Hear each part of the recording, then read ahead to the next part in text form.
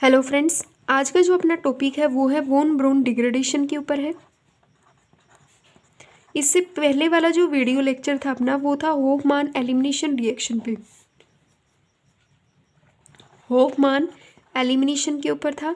और ये जो वॉन ब्राउन डिग्रेडेशन है is the most important part for the alkaloid के अंदर। सबसे मोस्ट मतलब जो एल्कलॉइड का आपका जो फर्स्ट यूनिट है ना उसके अंदर ये मोस्ट इम्पोर्टेंट पार्ट है वॉन ब्राउन डिग्रेडेशन। और वॉन ब्राउन डिग्रेडेशन में अब हम कुछ शॉर्ट नोट लिखते हैं, जैसे कि जो वॉन ब्राउन डिग्रेडेशन होता है इसका यूज़ किया जाता है फॉर सेकेंडरी और टर्सरी साइक्लिक अमाइन के लिए इसका यूज किया जाता है। ठीक है, इसका यूज किया जाता है सेकेंडरी और टर्सरी साइक्लिक अमाइन के लिए he won brown degradation method का यूज किया जाता है। दूसरी बात ये आती है कि जो अपने पास वॉन ब्राउन डिग्रेडेशन है, अगर अपन सेकेंडरी साइक्लिक अमाइन लेते हैं, अगर अपन सेकेंडरी साइक्लिक अमाइन लेते हैं तो सेकेंडरी साइक्लिक अमाइन को रिएक्ट करवाया जाएगा PHCOCl के साथ, एसिटिक क्लोराइड के साथ रिएक्शन करवाया जाएगा।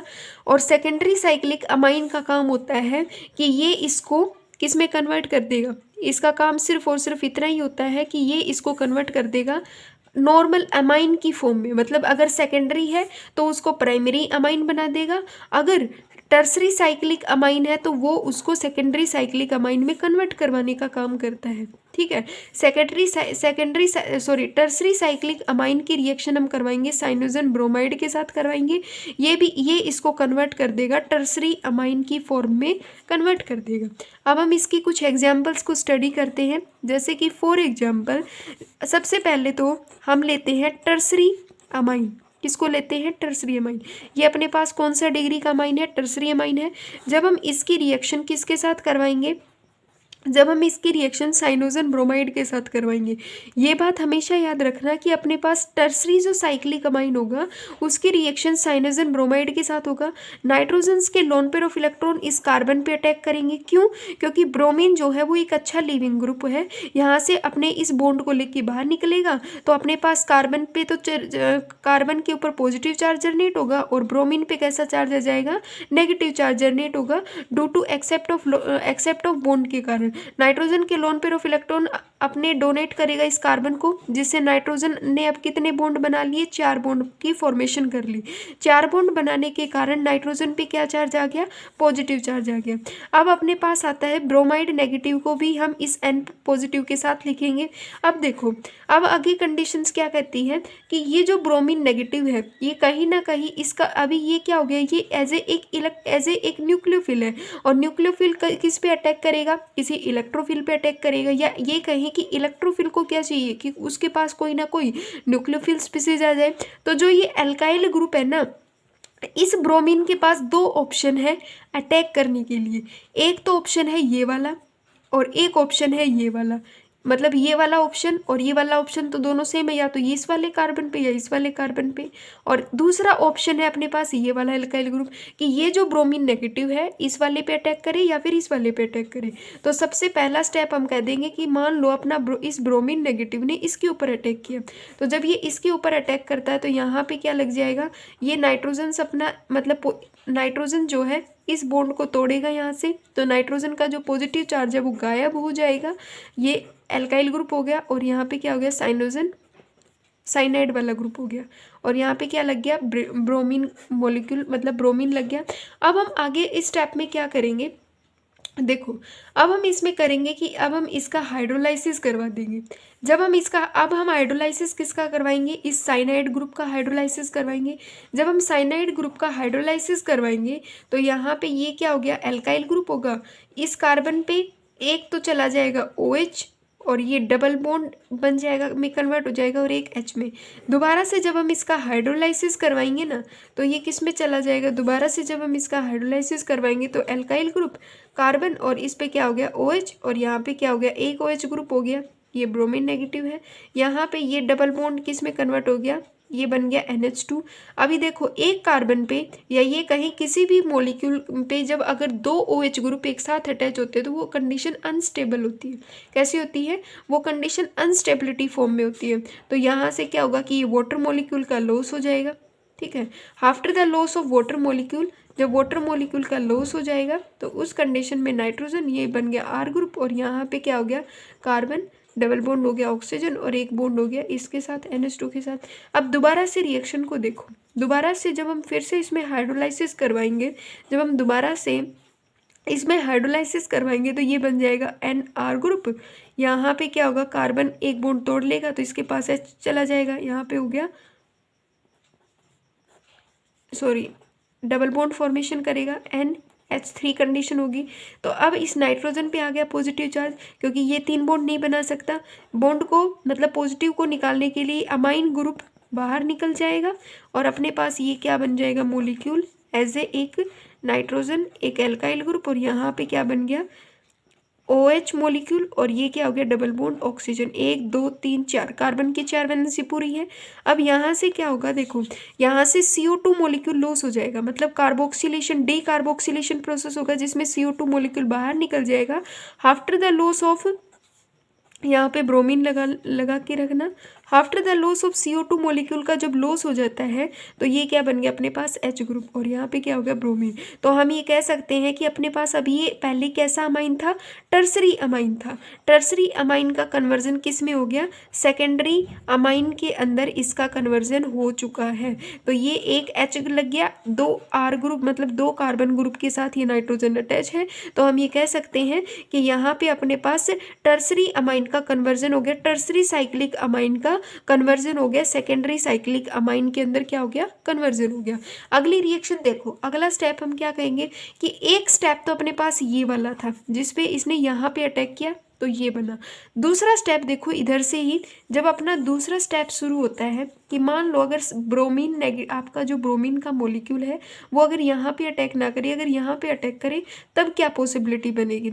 उस स्टेप में मान लो इस पे ये पॉजिटिव चार्ज है, यहाँ पे R ग्रुप है, ये साइनाइड हो गया।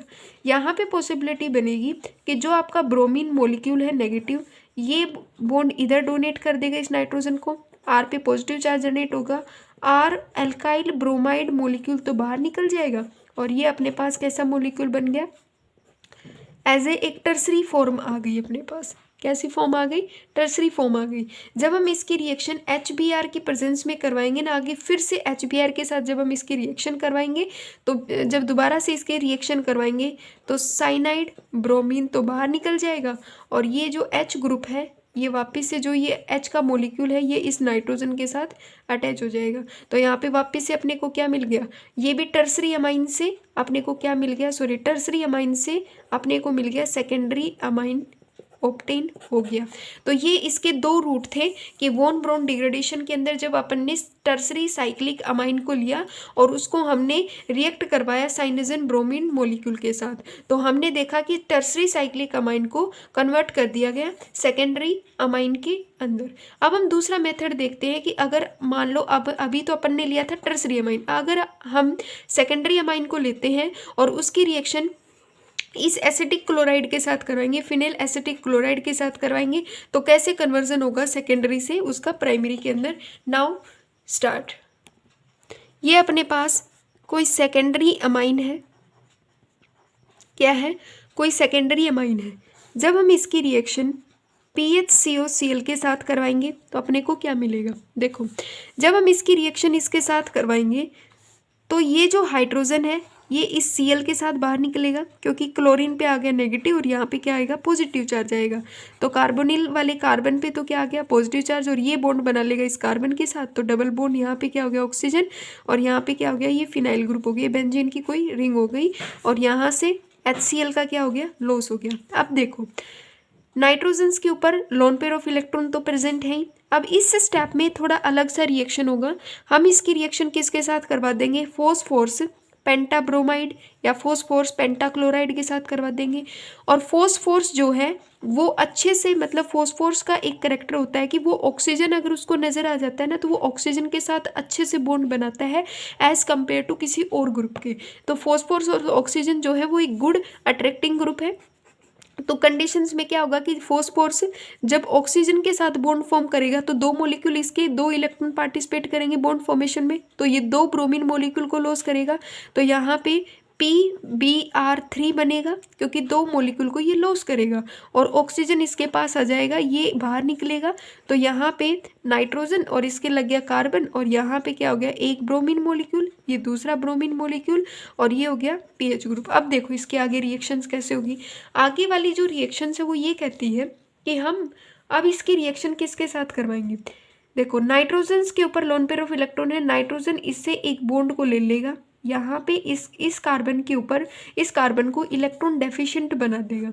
जैसे ही इलेक्ट्रॉन डेफिशिएंट बनाएगा यहाँ पे पॉजिटिव चार्ज होगा और ये जो बॉन्ड खुद लेगा ये इस बॉन्ड को इस कार्बन के साथ डबल बॉन्ड के अकॉर्डिंग कैरी करवा लेगा।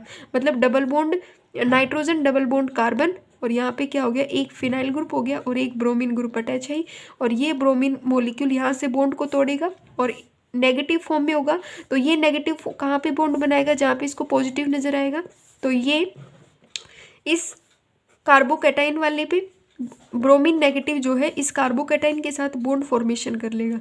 यहाँ पे बनेगा नाइट्रोजन, डबल बॉन्ड कार्बन, ये हो गया फिनाइल ग्रुप और एक यहाँ पे क्या हो गया, ब्रोमीन मॉलिक्यूल।